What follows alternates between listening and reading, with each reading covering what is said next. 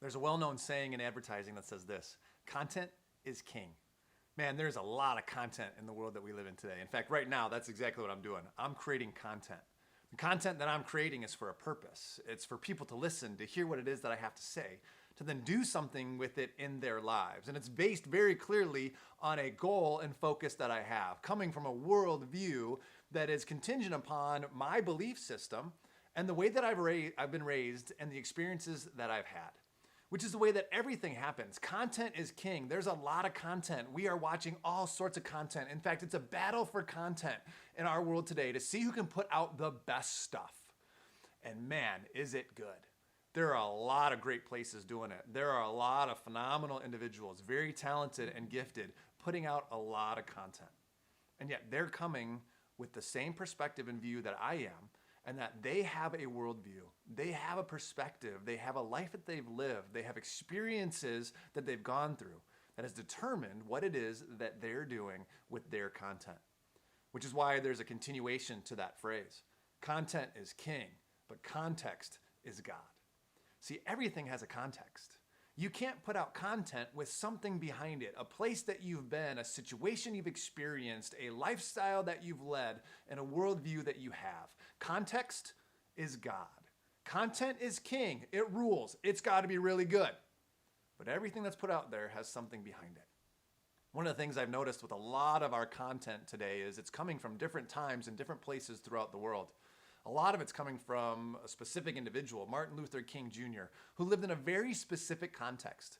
And we have to be aware of that. We have to understand that when we're repeating other people's words, we have to understand their context to understand what it was that they were trying to say with their content. Much of it, though, is translatable.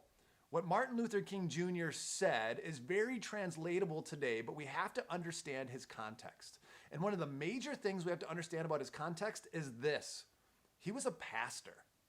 He was a man of God that was shepherding and leading people and saw injustice around him, saying that what he saw was not okay because people were made in the image of God. They were designed by a loving God, a creator who made us in his image, which means every single one of us, all of the attributes that we've been given somehow reflect God. In order to see God in his fullness, we have to see each other. And that's what MLKJ was saying. That in his context, a man of God shepherding his people, in order to see God, we needed to see each other. And then we needed to be heard about what was going on and the injustice that surrounded us. The same thing holds true today, except there's one major difference, and that's the context.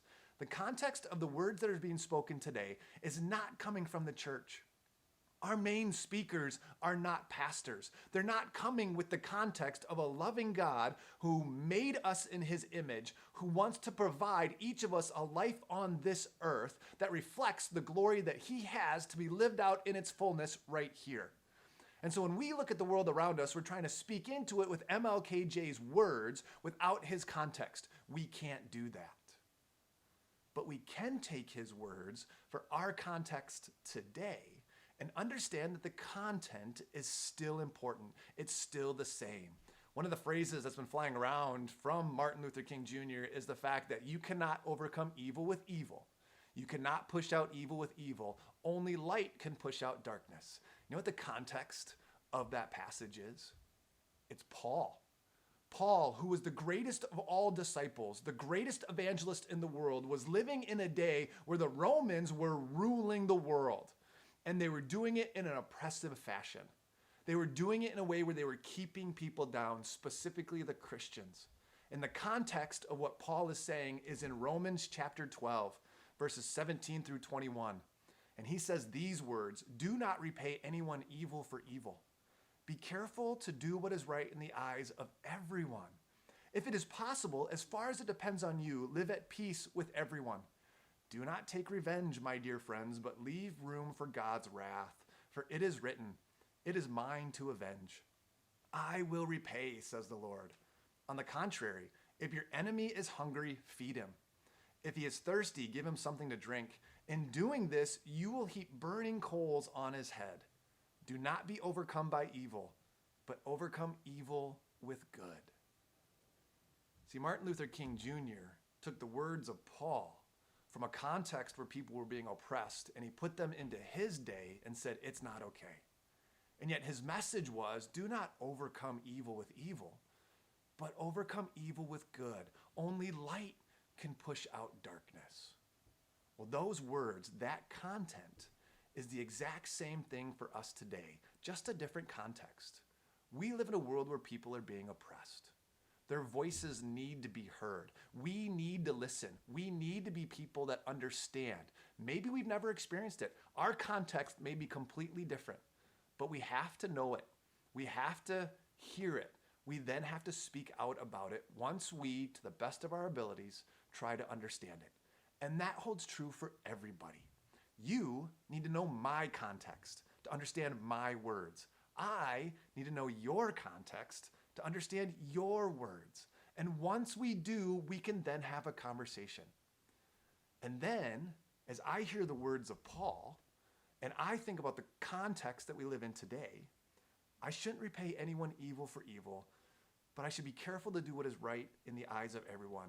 If it is possible, as far as it depends on me, I must live at peace with everyone. I should not take revenge, but instead leave room for God's wrath, for it is written, it is his to avenge, I will repay, says the Lord.